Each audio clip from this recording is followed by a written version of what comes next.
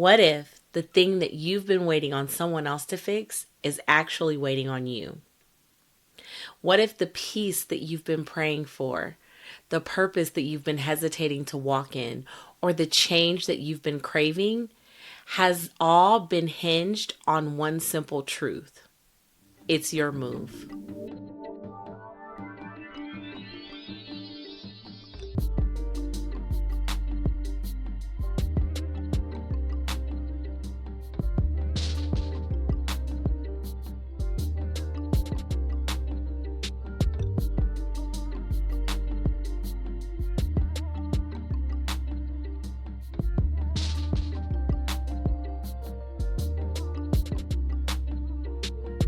Welcome back to the Bold Becomers podcast, the space where extraordinary women of faith come to rediscover their God-given spark, to learn to lead and live with their God-given shine, and to show up more authentically as a bold becomer. I'm Cara Janae, and today's episode is a wake-up call for every woman of faith who's been holding back, second-guessing herself, or waiting for permission to walk in her God-given power. The title of today's episode is If Not You, Then Who? Before we dive deeper into this, let's top off our episode with what I love to call our bold declaration.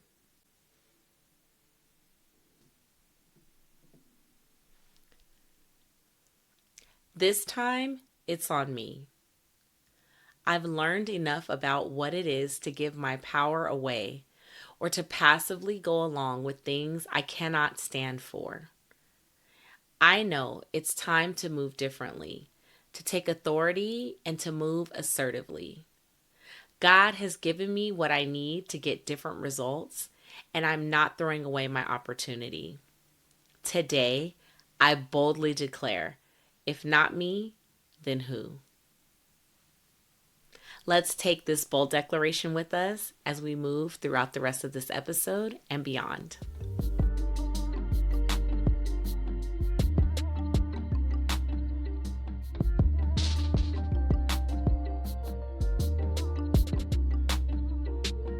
For those of you who may or may not know, this is officially our 20th episode. I am so excited to celebrate this momentous occasion with you, but I'm even more excited to talk about a topic that is burning deep within my spirit. And I'm noticing that as I'm having conversations with friends, with clients, with extensions of friends, and even people that I'm running across in just everyday conversation, this topic is so relevant and I cannot wait to dive deeper into it. This episode was actually inspired by a Bible story, and you may or may not be familiar with it. It is coming from 2 Kings chapter 13, and it's verses 14 through 19. The story goes like this. At this time, the kingdom of Israel had a king that was wicked, but God was allowing them to have an opportunity for redemption and reprieve from their enemies. He allowed this opportunity to come through the personage of the prophet Elisha. And as Elisha is on his deathbed, he calls for the King Joash to come see him. And he tells him to strike the ground with arrows. And he tells him to strike the ground with the arrows as an act of prophetic victory. But when Joash does this act, he only strikes the ground 3 times. And then he stops. If you continue to read this story, you'll find that Elisha ends up getting extremely angry with him because Joash limited his own breakthrough. He had the authority, he had the instruction, but he didn't rise to the occasion. How many times have we done the same? where God gave us clear instructions, direction, but for some reason, fear made us hesitate. We waited for more confirmation, for someone else's approval, or for perfect timing. We give away our power when we let others decide what's best for us, when we stay in situations that don't reflect what God has promised, or when we keep saying yes when our spirit is shouting no. Just like King Joash, we hold back when God is calling us to strike boldly again and again and again until victory is certain. There's a quote from an author that I love, Gay Hendricks, and he says this: "If I argue in favor of my limits, then I get to keep them." And I don't know how many of you have experienced this, where you silently sabotage the victory that God is already giving you, the success that God has already given you, the vision that God has already shown you, simply by holding on to a limiting belief. And every time that those things go unaddressed in our lives and we leave them there, they continue to beat out the victory, the authority, the promises of God that could be operating in our lives. And so we have to rise to the occasion. We don't have the luxury of sitting on the sideline or allowing time to pass or even trying to delegate or shift off the responsibility to someone else. When God sparks something in your spirit that tells you that it is time to move, that it is time to create, that it is time to go after and to pursue something, sis, whatever it is that He's telling you in this season, now is the time. Whatever He's showing you in this season, now is the time to pursue it. Don't allow anything to make you give up on the victory that has already been promised to you. Hey sis, quick question. Have you ever felt like you're shrinking, even when you know you're called to shine? You're the go-to for everyone else, but deep down you're tired of hiding the parts of you God is actually trying to use. Discover the Path to Shine is a powerful faith-filled guide I created just for you, the extraordinary woman of faith who's ready to stop playing small and finally walk boldly in godly authenticity. Grab your copy in the show notes or head to carajanaeshine.com/discover, because it's time for you to stop dimming and start becoming.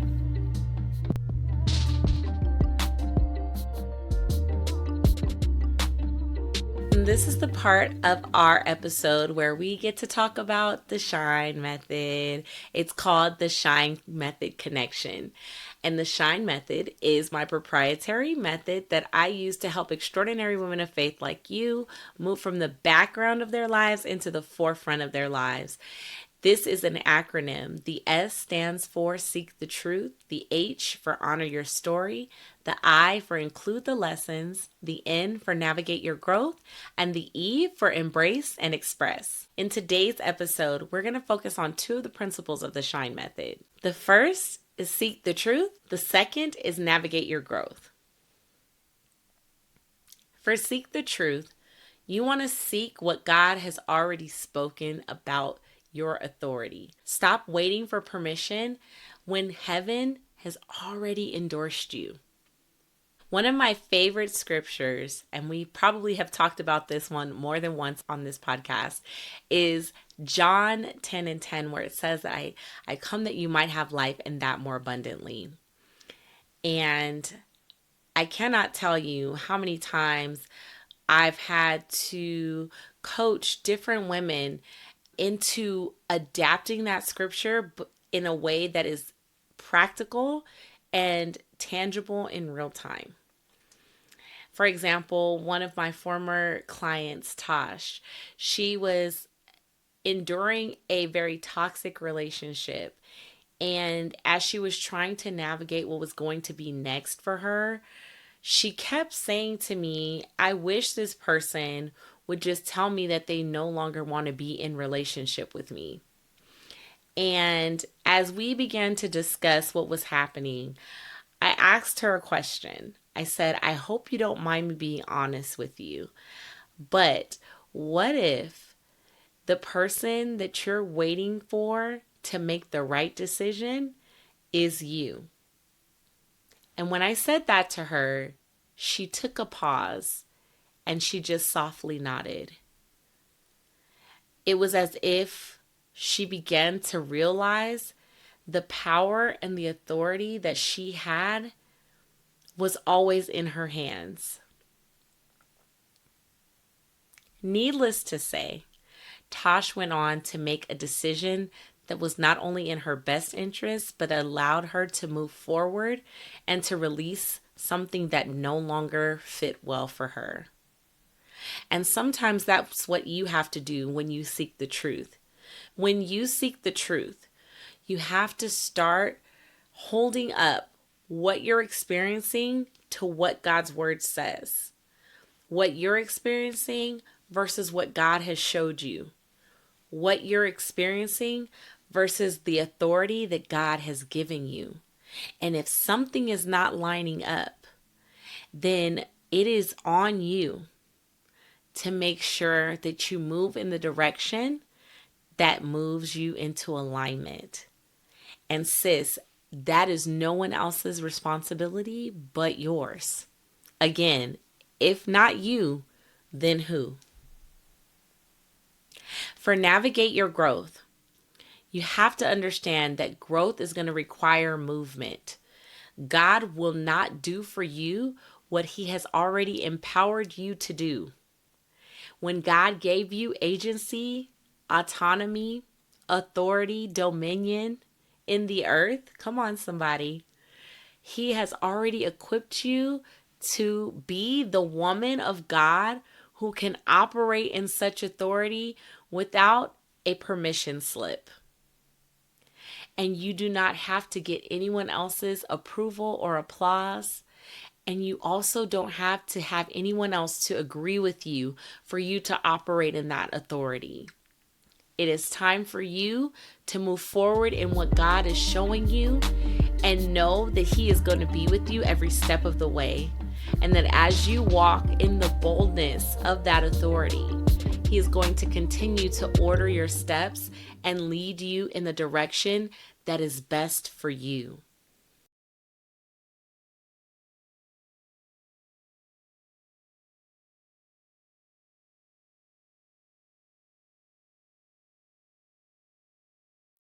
Here are some practical strategies to start taking your authority back and stand in the fullness of the power that God has given you.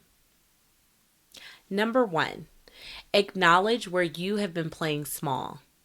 It's time for you to ask yourself, where have I been allowing someone else to make the decisions for me? Maybe it's a job, maybe it's a relationship, a boundary, or a dream that you've been putting off or you've been sidelining simply because you were not ready to take the authority and to take things by the reins. But what I want you to do with that is I want you to write it down. Write out where you've been allowing yourself not to make the choices that God has empowered you to make. And then I want you to take it to God in prayer. Number 2, decide and move. Delayed obedience is still disobedience. If God has given you clarity and he has told you what your next step is, then it's your responsibility to move in it. Faith moves first and trust that God will confirm along the way, not asking God to make you certain before you move. Number 3, Own your spiritual authority. You are not powerless. You are not waiting on approval. In Luke 10:19, it says, "Behold, I give you the power to tread upon serpents and scorpions and over all the power of the enemy." That means that you have divine authorization to move in confidence and take territory. Number 4, I want you to And take a hey, lesson if this from resonates what I with you, shared from my I want client to invite Tosh. you to stick around. Be sure to subscribe so And you that don't is miss this. a single episode. Your power is and not share this found in podcast waiting. with another woman Your of faith power who might is need found encouragement. in choosing. We're building a community of bold becomers here, and I'd love for you to be a part of it.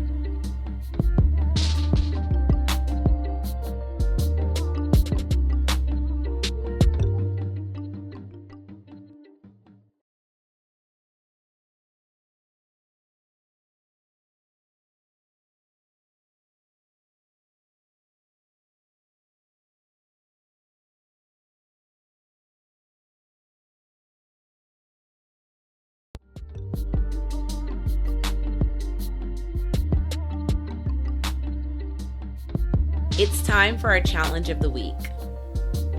This week, I want you to identify one area where you've been waiting for someone else to take the lead, and then ask yourself, if not me, then who?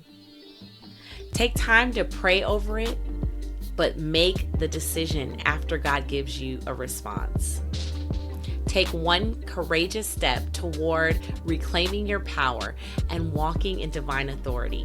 Remember, God cannot bless a move that you never make.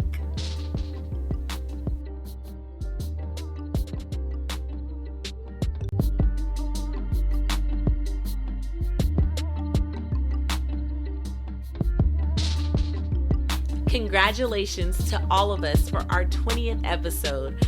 I am so excited about this, and I'm so grateful for each of you in trusting me to walk alongside you as you journey to become the woman of God has created you to be. It is my prayer that you continue to grow and thrive in all things. And remember, until next time, to keep becoming, embrace godly authenticity, and live with shine. I'll see you in the next episode.